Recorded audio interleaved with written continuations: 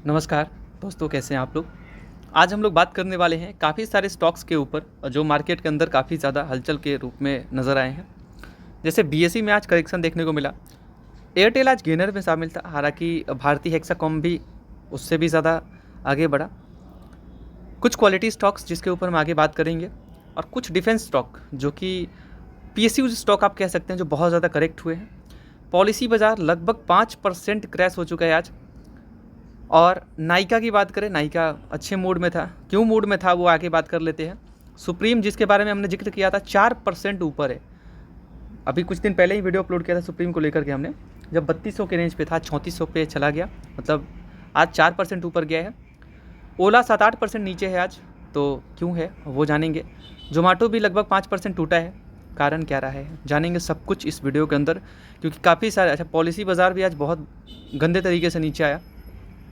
चलिए सब कुछ जानते हैं। देखिए, सबसे पहले स्टार्टिंग करने से पहले मैं आपको दिखाना चाहूँगा निफ्टी 50 का हाल, जो यहाँ पे आप देख सकते हैं। मैं आपको रिफ्रेश करके ये चार्ट दिखा देता हूँ। एंड काफ़ी सारे कंपनीज़ के ऊपर हम लोग डिस्कस करने वाले हैं ना। यहाँ पे आप देख सकते हैं कि यहाँ पे 0.64 से आज मार्केट के अंदर काफ़ी ज़्यादा करेक्शन देखने को मिला है। मैं आपसे बोलूँ तो लगभग बहुत सारे शेयर्स ऐसे मिलेंगे जो 0.50, 0.60, 0.70, कुछ 1% भी गिरे हैं, कुछ 1.5% भी गिरे हैं। तो मतलब मार्केट का मार जो है वो चारों तरफ से देखने को मिला है।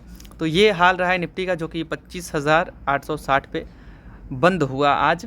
एंड ये हाल है, और हाल क्या पिछले 5 दिनों से वही हाल है। हालांकि निफ्टी 50 से कुछ फ़र्क तो पड़ता ही है। बाकी हम लोग कुछ एनएसई पे डेटा देख लेते हैं। जैसे आप आएंगे यहाँ पे तो आपको पता चलेगा। निफ्टी अल्फ़ा का हाल देख सकते हैं, क्या हाल है यहाँ पे अल्फ़ा 50 का। बाकी आप और भी देखेंगे तो मैं और भी आपको दिखाता हूँ जी। जैसे कि भाइयों यहाँ पे आप देखेंगे निफ्टी 50 तो दिखाती है आपको हमने। नेक्स्ट 50 में 0.42 का गिरावट देखने को मिला आपको। फाइनेंस में आपको लगभग 0.79 का, यानी कि आप लगभग 80 कह सकते हैं। और उसके साथ साथ यहाँ पे आप मुझसे पूछेंगे तो यहाँ आपको निफ्टी बैंक देख सकते हैं 0.72। तब इनके अंदर भी काफ़ी दबाव देखने को मिला आज। निफ्टी 100 के अंदर भी पिटापट जारी है। एंड निफ्टी मिड कैप के अंदर भी हालत ख़राब है, लगभग 0.83 नीचे। एंड बाकी स्मॉल कैप की बात करें तो स्मॉल कैप भी आप कह सकते हैं कि 0.92 से यहाँ पे आपको नीचे नज़र आ रही है। और यहाँ पे मिड कैप का भी वही हालत, स्मॉल कैप 100 का भी वही हालत। ऑटो ऑलमोस्ट फ्लैट, लेकिन इसमें आपको कुछ गेनर्स नज़र आए होंगे, लाइक महिंद्रा के अंदर आपको ग्रोथ देखने को। तो ऑटो इतना ज़्यादा पिटा नहीं है आज का। जिसके पोर्टफोलियो में कुछ ऑटो सेक्टर्स होंगे वो ज़रूर, ऑटो के शेयर्स होंगे ज़रूर, वो हरा भरा होगा। बाकी एफएमसीजी भी आज ऑलमोस्ट फ्लैट कह सकते हैं, लेकिन कुछ शेयर्स थे लाइक वरुण भी कुछ स्टेबल नज़र आया। और बाकी आईटी का हालत तो आप देख सकते हो, आईटी पिटा है आज। और आईटी में काफ़ी सारे शेयर आपको नज़र आएंगे पिटे हुए। एंड बस चलिए अब बात करते हैं हम लोग डायरेक्टली शेयर्स के ऊपर जिनका हालत आज ख़राब देखने को मिला। ठीक है, अच्छा यहाँ पे आप देखेंगे ट्रेंड एक क्वालिटी कंपनी है, इसके बारे में मैं जिक्र कर लेता हूँ आपके। टेक्सटाइल बिजनेस है, स्टार जूडियो इनका ही है। तो आप कह सकते हैं स्टार बाज़ार, जूडियो नाम सुना होगा आपने, कपड़ा का इनका काम है, ग्रोसरी का काम है। तो यहाँ पे ट्रेंड एक स्टेबल मूड में नज़र आ रहा है फ़िलहाल तो। बाकी अगर थोड़ा थोड़ा बाइंग करना होता है तो आप लोग अपने फाइनेंशियल एडवाइज़र से कंसल्ट करके शेयर्स को कंसिडर करके आप बाइंग कर सकते हैं। ये वीडियो केवल एजुकेशनल पर्पज़ के लिए है। और मार्केट कैप 1.5 लाख करोड़ के समथिंग का मार्केट कैप है इनका, और अच्छी कंपनी है। बाकी रिसर्च करके इन्वेस्ट करने का, ऐसे इन्वेस्ट नहीं करने का। आज बाज़ार में कुछ ज़्यादा ही अलग माहौल देखने को मिला, खास करके मीशो को आप देखेंगे यहाँ पे। तो मीशो 0.570 से यहाँ, I am really sorry, point नहीं, 5.70 से यहाँ पे आपको ऊपर नज़र आई है, जिसका नाम है मीशो। मतलब मीशो ने तो कमाल ही कर दिया है। और इस कमाल के पीछे मैं एक बात आपसे ज़रूर बोलना चाहूँगा, जिनका आईपीओ लगा था वो तो अच्छे खासे प्रॉफिट में अभी हैं, वो तो आप भी समझ रहे हो। लेकिन एक बात याद रखना कि भेड़ चाल में आप मत चलो। यहाँ पे कंपनीज़ को देखो। आज ओला का हालत देखो क्या हो रखा है, ऑल टाइम लो के करीब है, और कंपनी तो ऑलमोस्ट दिक्कत में ही फंस रही है। मीशो की बात करें, लॉस मेकिंग कंपनी है। तो मेरे भाई, लॉस मेकिंग कंपनीज़ के ऊपर आप शॉर्ट टर्म पे गेम्स बहुत चलते हैं, और वहाँ पे आप वैल्यूएशन देने के लिए रेडी होते हो। और बहुत क्वालिटी आईपीओज आते हैं, उसके अंदर आप लोग अप्लाई उतना नहीं करते। मैं आपको ये भी बता दूं कि आईपीओ तो छोड़ो, जब अच्छे अच्छे शेयर्स ऑलरेडी मार्केट में लिस्टेड हैं तो आप उनके तरफ ना जाके लॉस मेकिंग कंपनीज़ के साइड से जाते हो, जबकि इनका फ्यूचर क्या होगा वो आपको पता नहीं। खास करके मैं आपसे एक रिक्वेस्ट करना चाहूँगा, जो मेरे नए रिटेलर भाई होते हैं वो इस तेज़ी को देख के एंटर कर लेते हैं शेयर के अंदर। तो नए लोगों को तो बिल्कुल भी ये सोचना चाहिए, जो नया डीमेट अकाउंट खोले देखे कि आज 5-6% भाग गया, खरीद लेते हैं। मैं आपसे नम्र निवेदन करना चाहूँगा कि ये तेज़ी देख के आप लोग बाइंग ना करो, ठीक है। और जिनका प्रॉफिट ऑलरेडी हो रखा है तो आप अपना अच्छे शेयर्स को कंसीडर कर सकते हैं, जो कि हर वीडियो के अंदर चर्चा किया है हमने।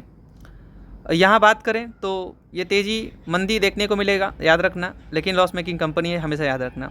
एक्सिस बैंक का भी मैं आपको ये बता देना चाहता हूँ कि मार्जिन को लेकर के 4% इवन इससे ज़्यादा ही शायद मार खाते हुए दिखी है, लेकिन उसको लेकर के मुझे बात नहीं करना था।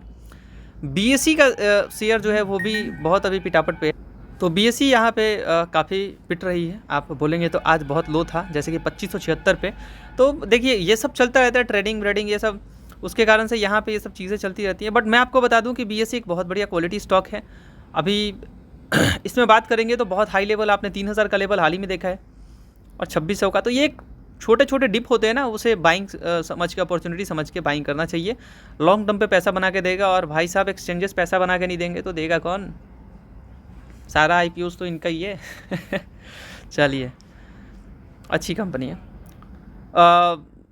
जोमेटो का शेयर गिरा है क्योंकि ऐसा सुनने में आया है कि, मैं दिखा देता हूँ कारण क्या है, शार्प डिक्लाइन क्यों हुआ। तो वो आप ज़रा देख सकते हो, टॉप लूज़र में यहाँ पे शामिल रहा है।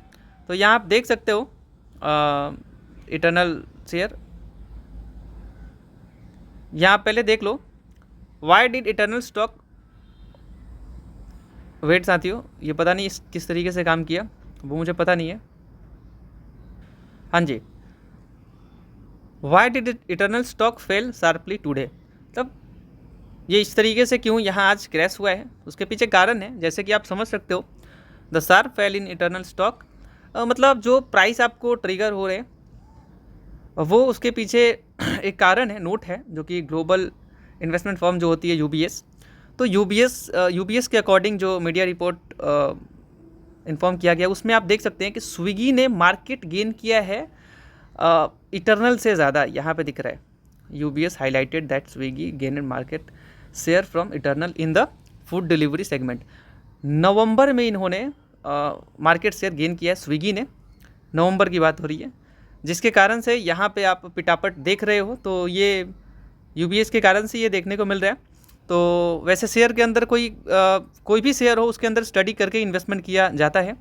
तो मैं आपको ये बता दूं कि कंपनी तो वैसे ठीक ठाक ही है, लॉस मेकिंग पहले थी लेकिन अभी जाके प्रॉफिटेबल हो रही है। लेकिन उस तरीके से रेवेन्यू तो बहुत अच्छे बढ़ रहे हैं, लेकिन प्रॉफिट की बात करें तो वो उस तरीके से नज़र नहीं आ रहे। तो अगर प्रॉफिट जिस दिन नज़र आ जाए ना, तो उस दिन शेयर, मैं ये बता दूं कि रॉकेट बनने में टाइम नहीं लगेगा, ठीक है। लेकिन वो करना थोड़ा सा मुश्किल हो जाएगा। लेकिन बोलते हैं ना कि ये एडिक्ट एक माहौल चल रहा है, बाकी ठीक है।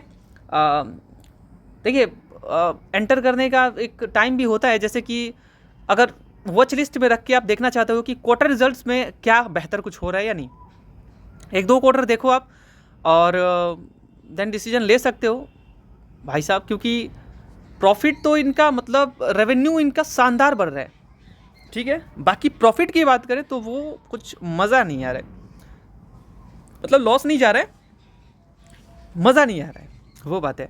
इसीलिए पी आप देखेंगे तो 1500 के करीब ग्रो पे दिखा रहा है। तो भाई साहब ये हाल है। चलिए बात करते हैं यहाँ पे ओला शेयर को लेकर के। तो आप इसमें मान सकते हो इंट्राडे लो हिट किया, चलिए वो कोई बड़ी बात नहीं है, सस्ते शेयर्स होते हैं और ऑल टाइम लो के करीब है, लॉस मेकिंग कंपनी है। वही हाल जैसा कि हमने बोला कि मीशो है, ओला है, वीआई है, वोडाफोन आइडिया, काफ़ी सारे शेयर्स मिलेंगे जो भाई साहब लॉस कर रहे हैं। और लॉस मेकिंग कंपनीज़ के अंदर मैं इन्वेस्टमेंट का सलाह नहीं देता आपको, और मैं कभी भी एक टुकड़े के तहत ही इन्वेस्ट करने का सलाह देता हूँ। मार्केट के अंदर आपको 5000 से भी ऊपर स्टॉक्स मिलेंगे कंपनीज़, तो आप क्यों स्टडी ना करो उसके ऊपर। एक भी शेयर खरीदो बिना रिसर्च के मत खरीदो, पैसा डालो, धीरे धीरे डालो। तीसरी बात, 3 से 5% ही डाला करो, जहाँ से तकलीफ ना हो। 3 से 5% डालोगे मतलब जैसे कि आपको 35 से 40 शेयर एटलीस्ट रखना है, इतना रखोगे और उनके क्वार्टर रिजल्ट पे नज़र रख पाओगे अच्छे तरीके से। आप बहुत ज़्यादा भी रख लोगे तो दिक्कत होगा। टॉप के कंपनीज चुनो, धीरे धीरे इन्वेस्ट करो और इन इतने सारे कंपनीज में मात्र 3 से 5% के करीब ही डालो। कि अगर 35-40 कंपनी रहेगा किसी के अंदर, अगर मान लीजिए ओला हो, तो मैं तो इसके अंदर पहले ही मैंने रेड फ्लैग दे दिया। जैसे अच्छे अच्छे कुछ नाम ले लेते हैं, like Tata Motor, Mahindra, Airtel, Mazagon dock, HAL, Airtel, TCS, या फिर आप परसिस्टेंट कह सकते हो। बड़े बड़े जो शेयर्स आपको दिख रहे हैं, ठीक है, तो इतने सारे शेयर्स आप रखो। मतलब इन शेयर्स को नहीं बोल रहा हूँ मैं, तो कोशिश करो कि आप 30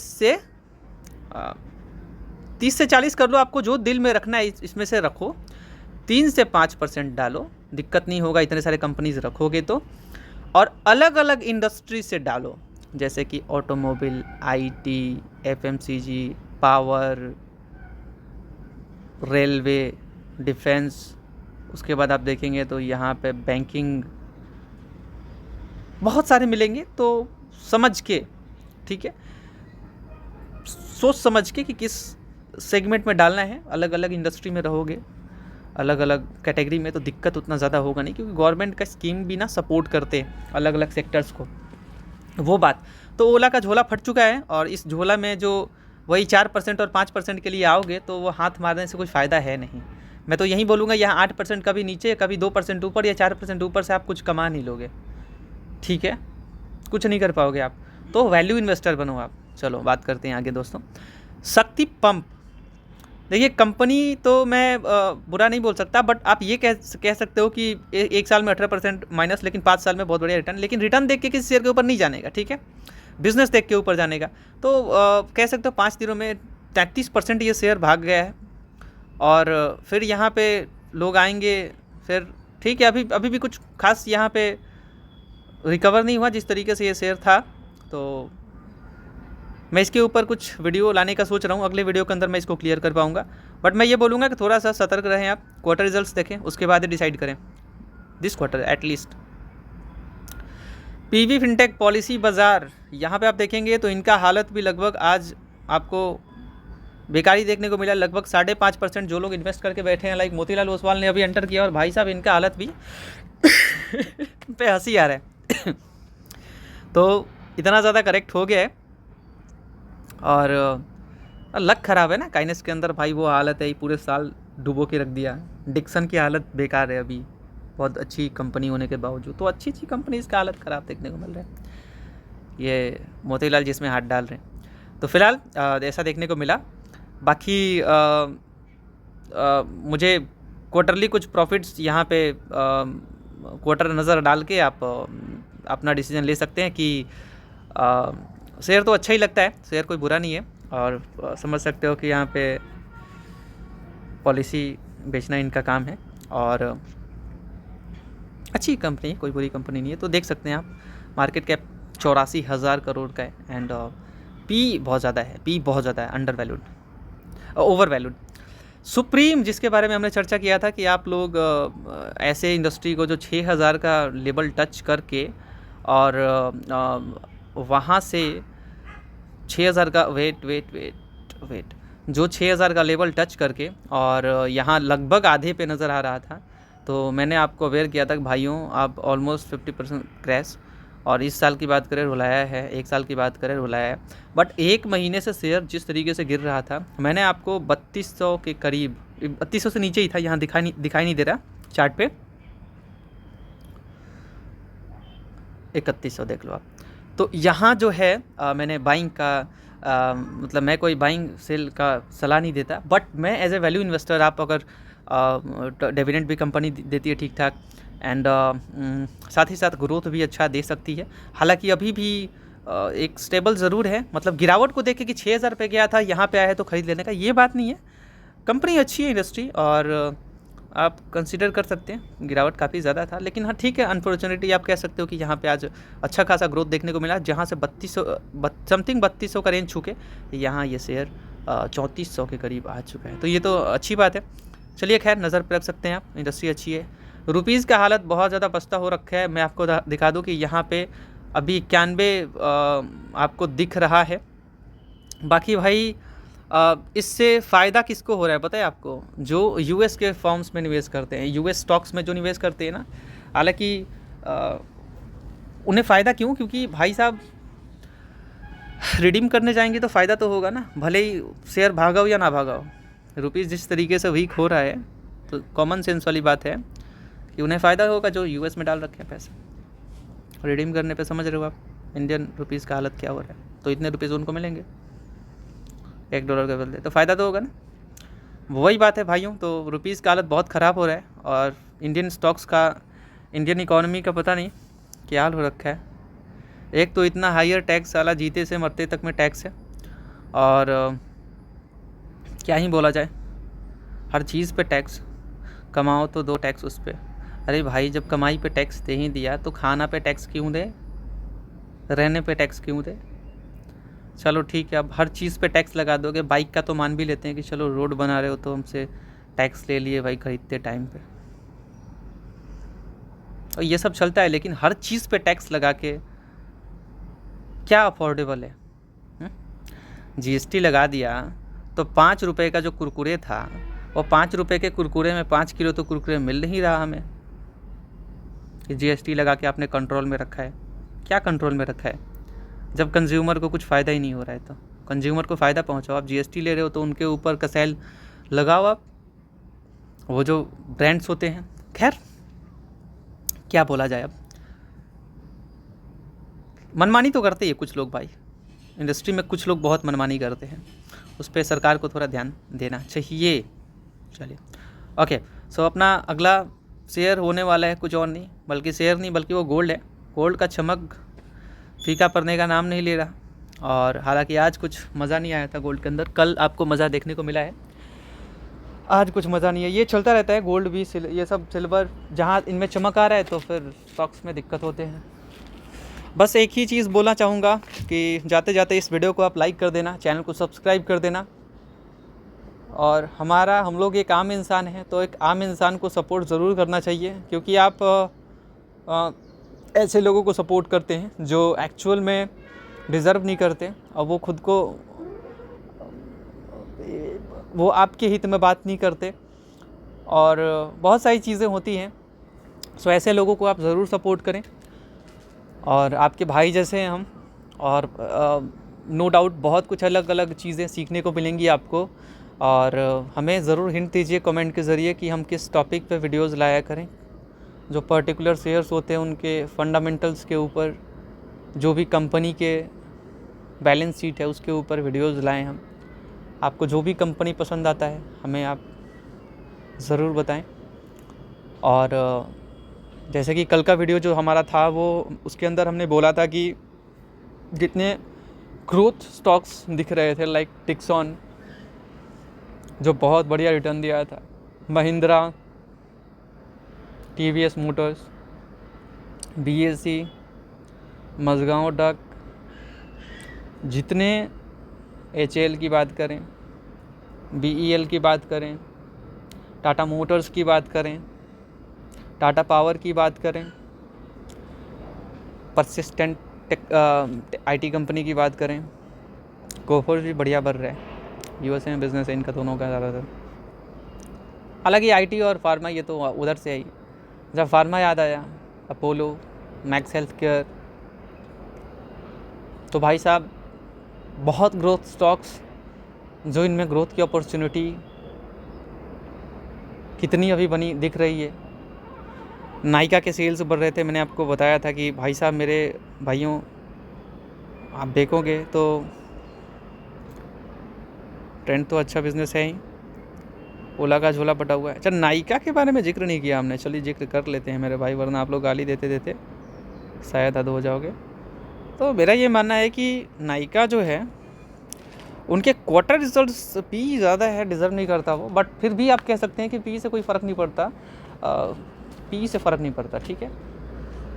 लोग बोलेंगे कम पी है तो ग्रोथ ज़्यादा देगा, ऐसा नहीं होता, ठीक है, थोड़ा स्टेबल ज़रूर रह सकता है, बट स्टेबल का भी गारंटी नहीं होता, ठीक है। कम पी है तो स्टेबल रहेगा, इसका भी कोई गारंटी नहीं है। है ना। लेकिन हाँ, अगर बहुत हाई पी है, वहाँ पे क्वार्टर बेहतर नहीं आ रहे प्रॉफिट को लेकर के, तो दिक्कत वहाँ पे ज़रूर, या रेवेन्यू को लेकर के तो प्रॉब्लम आपके साथ हो सकता है। तो नायका के अंदर काफ़ी सारे इन्वेस्टर्स लाइक म्यूचुअल फंड्स ने निवेश किया है बहुत हाई पी के बावजूद, क्योंकि क्वार्टर रिजल्ट्स बेहतर रहे हैं प्रॉफिट के अकॉर्डिंग देखा जाए, या कुछ भी मार्जिन ठीक ठाक है। तो बस उसी को लेकर के तो अच्छा लगता है नायका, बहुत बढ़िया, रिसर्च करके देख सकते हैं आप। इस वीडियो को देखने के लिए बहुत बहुत शुक्रिया। Thank you so much for watching this video guys. Like करके जाना, कमेंट करके जाना। Thank you so much.